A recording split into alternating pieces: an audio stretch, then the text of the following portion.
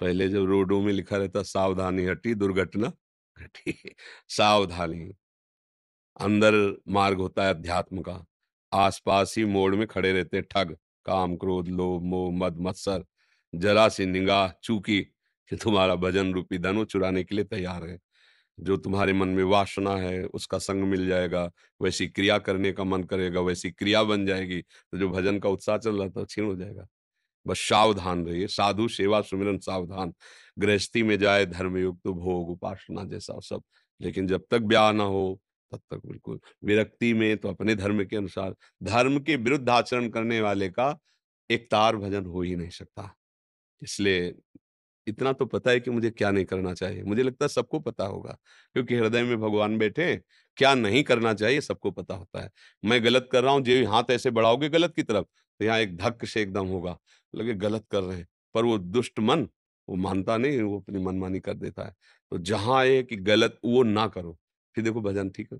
खान-पान सही रखो, संग सही रखो और आचरण सही रखो, अपने आप भजन में वृद्धि होने लगेगी। वो जैसे अपने लोग कहते हैं कि मैं करना तो नहीं चाहता, जैसे एक भूत आके करवा लेता हो ऐसा कुछ हो जाता है। बिल्कुल सही बात कह रहा है, ऐसा ही होता है। वो चाहता नहीं कि करूँ, पर पूर्व संस्कार वो इतने प्रबल हो जाते हैं, इतनी वासना प्रबल हो जाती है कि थोड़ी देर के लिए पागल बन जाता है। फिर उसके बाद फिर वो जलता है, क्यों ऐसा हो गया? नहीं होना चाहिए। फिर वो ऐसा हो जाता है, अगर उसे सत्संग ना मिले, तो फिर सतमार्ग से हट ही जाता है कि यार कुछ नहीं, कोई नहीं बचा पाया, कोई नहीं चला पाया और सत्संग मिले, तो उसको नवीन उत्साह मिलता है कि 80 बार हार गए हैं। पर हम 100 बार तक देखेंगे, देखेंगे अभी और देखेंगे, कितनी बार हराएगा तू। अब अपने लोग जैसे चले हैं ना, तो ऐसे थोड़ी चले कि भाई भजन किया बस आराम से ऐसे अभी जो देख रहे हो, चिल्ला-चिल्ला के एकांत में रोना पड़ा है गंगा किनारे। हम खाने-पीने की भूख से नहीं डरे, हम किसी भूत-प्रेत से कभी नहीं डरे, अपने मन से डरे हैं। जब मन को देखा कि इतनी ऐसी विरक्ति पे, ऐसी साधना पे ये दुष्ट फिर भी, तब वो एक बार रोना पड़ता है कि हे प्रभु अब आप ही संभाल सकते हो इसको। क्या भाई कि भोजन सही है, एकांतवास कर रहे, गंगा किनारे, गर्मी, सर्दी, भूख, प्यास सब सह रहे, पर ये दुष्ट अपनी चाल, प्रभु से हट के संसार की तरफ जाने की सोच, हार गए। तो गंगा जी में खड़े होके ऐसे, हे प्रभु, हे करुणा निधान, आप ही रोको ना, आप देख रहे हो ना। तो जब देखा कि हार गया, तो फिर उठा लिया उन्होंने गोद में। नहीं तो ये ऐसा देवता है कि सब कुछ सह सकते हैं, मन की मार नहीं सह सकते। ये बहुत विचित्र बात है। सब कुछ सह सकते हैं, मन की मार नहीं। वो अंदर-अंदर खोखला करता है ना जब, वासना का जाल बिछाता है तो हाहाकार मचा देता है। इसीलिए इस मार्ग में चलना कठिन कहा गया है। और अगर इसका रहस्य समझ में आ जाए, तो इसको मन को जीतना कोई कठिन नहीं। तो गुरु कृपा से बात समझ में आ जाए, जब वो समझा दे कि अरे!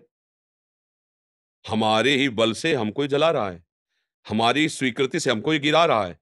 अभी तक तो समझ में नहीं आया था कि कैसे ठीक होगा। अब उनको ठीक करना था ना, पकड़ आ गई, अच्छा, जा, तुझे जहाँ जाना जा, वो पास है। जहाँ आनंद की उमंग में फिर निकला, फिर धीरे-धीरे वो समझ गया कि अब हमारी चाल नहीं चलनी, बैठ गया, शांत हो गया। और जब उसे इधर सुख मिलने लगा, फिर तो भगाने पे भी नहीं भागेगा।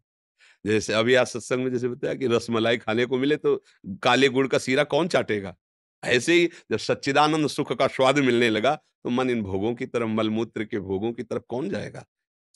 नाम जप करो, आचरण पवित्र रखो, मन को गलत आचरणों से रोकने का प्रयास करो। रुके ना रुके भगवान जाने, रोकने का प्रयास करो। जब गलती हो जाए, तो प्रायश्चित करो और आगे बढ़ो। रुकना है ही नहीं, चाहे जीवन भर हम गलत बने रहें, ध्यान देना हमारी बात।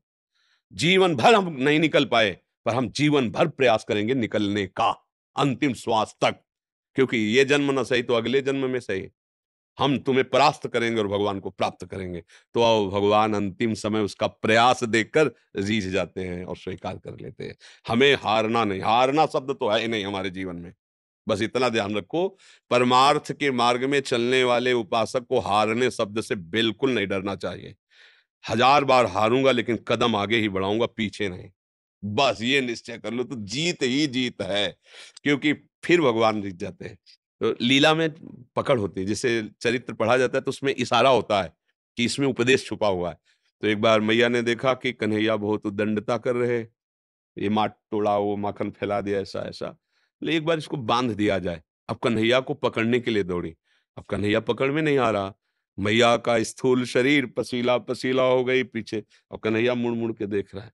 जब देखा कि मैया श्रमित हो गई, पूरा प्रयास मैया ने कर लिया, तब आप ही बंध गए, आप ही आ गए पकड़ में। समझ गए इसमें क्या इशारा मिला? भगवान साधक से देखना चाहते कि पसीना पसीना हो एक बार, मेरी प्राप्ति के लिए जी जान की ताकत लगा दो, फिर हम स्वयं प्राप्त हो जाएंगे, तुम्हें कोई चेष्टा नहीं करनी पड़ेगी। पर तुम सोचो कि हम मनमानी भोग भोगें, मौज मस्ती संसार की, और भगवान भी मिल जाए, तो थोड़ा ऐसा नहीं है। इसलिए सावधान रहना, भजन उन्नतिशील अपने आप आपको